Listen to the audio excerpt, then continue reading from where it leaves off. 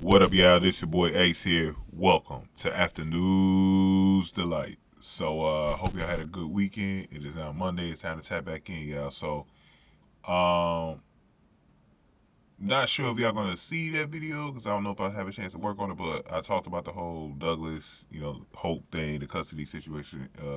That might be the last video that I've uploaded. If it is, guys go ahead and check that out. But for sure, you guys can check out the one that I've already uploaded from yesterday or last night or early morning, whatever. Um, it was the preview for this week, and it was basically previewing how Sheila threatened Deacon about going to jail and stuff like that. So y'all go ahead and check that out there. We'll talk about that again later in the week, but in more detail. But right now, we're going to talk about what happened in this episode. So the parole officer came in, so y'all know how we left off on Friday, basically, with the parole officer knocking on the door. We actually got a chance to see him. Sheila ended up going into the bathroom, and the parole officer asked, questions, but he was a little bit suspicious because he think it was something going on.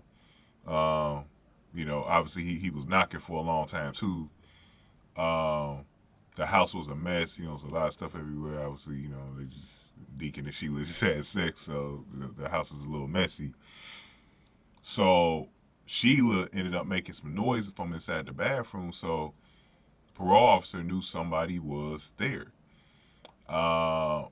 Sheila used a different voice and actually talked loud from the bathroom, acting like she was taking a bath or something like that. And the parole officer kind of fell for it, and then he got a call, which finally got him on up out of there. So he left, but it wasn't like Deacon. Deacon told him that he was dating somebody, and parole officer was like he needed to know who he's associating himself with. But I wonder how they're gonna go about if they bring this back in. I wonder if Deacon is gonna have to like figure out who he's dating or whatever like that. How they're gonna play this now? Sheila does have a silicone mask, so if they wanted to, they could use that again. So I hope Sheila doesn't lose that silicone mask because it obviously fooled Deacon enough to the point where he had sex with her, and then honestly, we know that was Sheila, but maybe to the parole officer, he probably doesn't know either that was Sheila. So maybe they'll try to do that. The next time the parole officer really wants to try to meet whoever he was with, if they play that into the show. So I hope they do because I do want to see what happens with that situation. But moving on to the late part of the episode, or the end of the episode rather, Deacon continues to give Sheila ultimatums about living there, not living there. She's not allowed to live with him or whatever, or him keeping her around. He just wants Sheila completely gone from his life. I don't blame him. And she's still being very delusional about Finn and Hayes, which basically the fact that she's still interested in having a relationship with Finn and checking in on Hayes and stuff like that, it really tells me that she is going to kidnap Hayes at some point. And we've been talking about that for a while. I know Sammy Thompson, we've been talking about it for a while now. Yeah, so what was interesting in this episode, though, was what Sheila said at the end. Now, we did not know this. Sheila has a lot of money. And I've been wondering how she been, like, on the run for so long. She ain't been working. So I'm like, this woman got to have some kind of money around. Like, so I do wonder how she got the money. And Deacon wants to know how much she got because she was offering a sum of money, I guess, to keep her around. You know what I'm saying? Now, in Sheila's mind, like, Sheila could easily get away across the border or whatever, like, even live overseas if she needed to. But she just doesn't want to be lonely. So that's that's her whole motivation for staying. But she has a lot of money. Now, personally, if I was in Deacon's shoes, I'm taking that damn money, bro. I'm taking the damn money. And I would try to work something out to the point where I'm not with Sheila every fucking day. So I don't gotta go to jail. You know what I'm saying? But I don't know if his parole officer, I don't know what his like jurisdiction is, if he can even leave town while he's on parole, because they got those type of parameters, while you're on parole. Until he's not on parole anymore, he probably won't be able to move out of the city. So that's one thing that I would like to know, is if he's able to move out the city or whatever. But I know that's something that I would do. I would try to get away from Sheila, this whole situation, and take that goddamn money and go, and not even have to worry about working, bro. I would do that.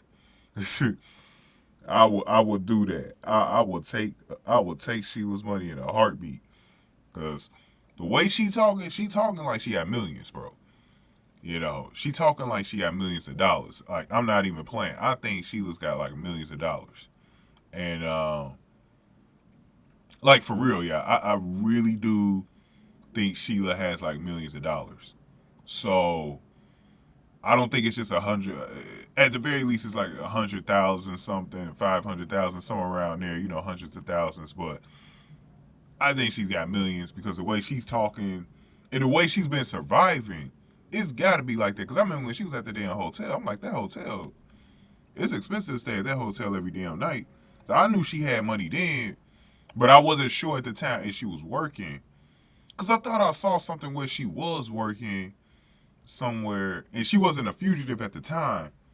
So, but I don't think she was. But I know she didn't get that money from work. She got that money from doing something, probably somewhere in the time where she's been gone all this time. And I don't know, maybe Mike helped her. I don't know. I would love to know how she got this money, though, man. That's something that I want to know going into tomorrow.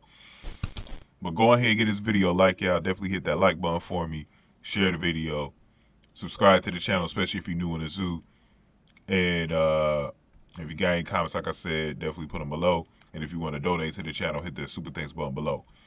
Now, I'm actually going to be doing something. I'm actually going to be recording the Daisy video I've been talking about. So Sheila actually told us that all of her kids don't want anything to do with it. So it's got to be Daisy included. But I'm going to finally make this video about Daisy, because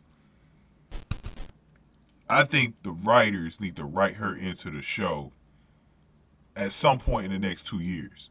So I want to leave this video on YouTube so that they could come across it, and maybe change their plans on what they kind of was going to do with the rest of the kids, or if they were even going to write them at all.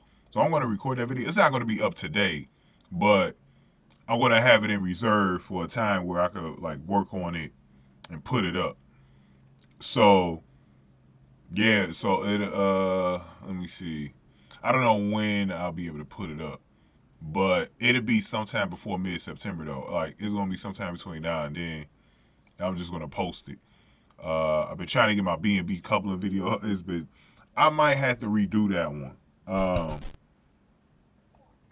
And I also want to talk about Rena Sofer leaving, but I think we're gonna wait until I find out how they're gonna write her off the show, and then we're gonna talk about it more then. So I think that's how I'm gonna do that. But thank you guys for watching this video. After News Delight.